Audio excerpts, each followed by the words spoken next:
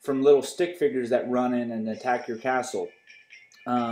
Very simple game, really simple interface. You have a couple buttons here on the side. You have load game, new game, options, help, and high scores. By going to help is where you help is where it explains the game basically. And I'm not going to read all this, but you can go through all this help screen to see what this is all about. Options is where you select your options. Right now we have amount of blood on medium. Game difficulty is set on easy.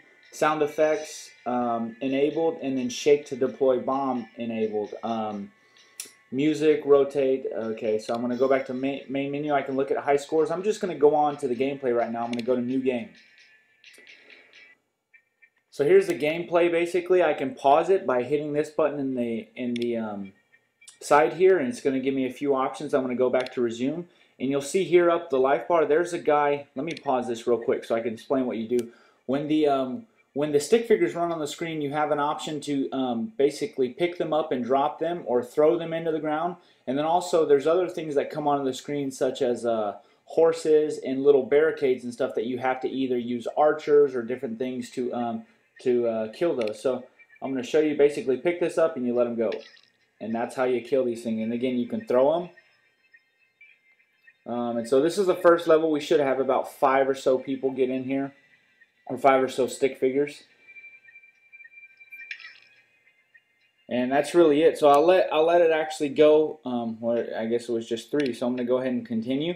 Here's the upgrades that you can get once you get more cash. Obviously, the higher in the round. This is only round 2 right now, but the higher up in the rounds you get, the more cash that you get. And you can do different things like repair your walls. You can buy a prison. The prison, basically, that's probably one of the first things you want to do when you buy a prison. Or actually, I'll tell you what. I'm just going to play a few more levels. I might pause this. I might pause this game here just so you can see.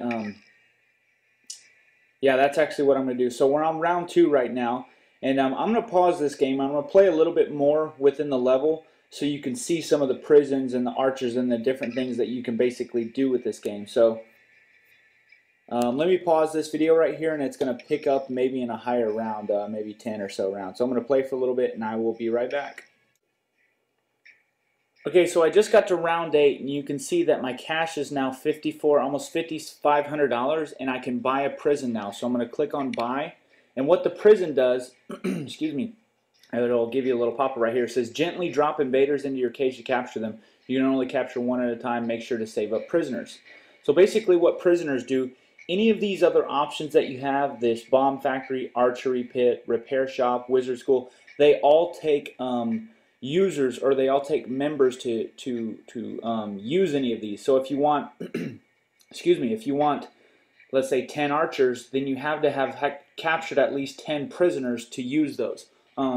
So again, the first thing you want to do in this game is save up enough money to buy a prison. So I'll go ahead and start this level, and I'll show you exactly what you do. So here's your prison here. You basically, whenever you see somebody come up on the screen, you'll pick them up and then, oops, you'll pick them up and then drop them in there, and it'll show a little 1 right next to them as far as the time that they have left to basically be your capture. And again, let me pause it real quick. You'll see a number up here that shows how many prisoners you have captured. So once I hit resume, you'll see that number up there. Right now it's 0, but as soon as this guy gets out, I'll have 1 guy to use. And as soon as that 1 is done, I want to drop in another one immediately so I can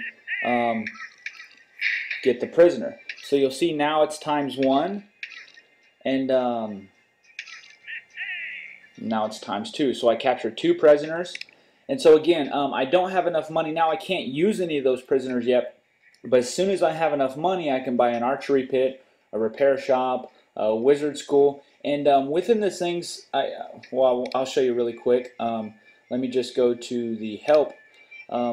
Each one does a different thing. So if you go into this help, it says the archery, train archers to automatically kill invaders. The wizard school is the wizards can only be used for to destroy dragons and stuff like that. So every one of these things, let me go back to load game. Every one of these things kind of has a different thing. So it's up to you, I guess, to kind of save up enough money to get these. But remember, you can only use as many archers as you have prisoners. So be sure to, throughout the whole time that you're playing, be sure to continuously start capturing prisoners. Because the more prisoners you have, the better, or the more you will be able to use, such as archers and wizards, etc., etc. So that's pretty much the review of StickWars. I'm going to leave the game, or I'm actually going to show you what happens when the guys attack your wall. See, here's my health right here, or here's my wall right here, and the more people that attack my wall, the quicker that the overall health of the entire castle is in. So let me show you that really quick. Before we died, I just want to show you that there's I wish I could have showed you or told you about it before I did. But if you have enough prisoners, I think it's 2 or 3 prisoners, you can. There's a little sword and shield thing that you can hit there, and basically it just destroys everybody in there. So if you're in a bind like that, it's really good to use that. So that's really the review of StickWars for the iPhone. Again, it's a 99 cent.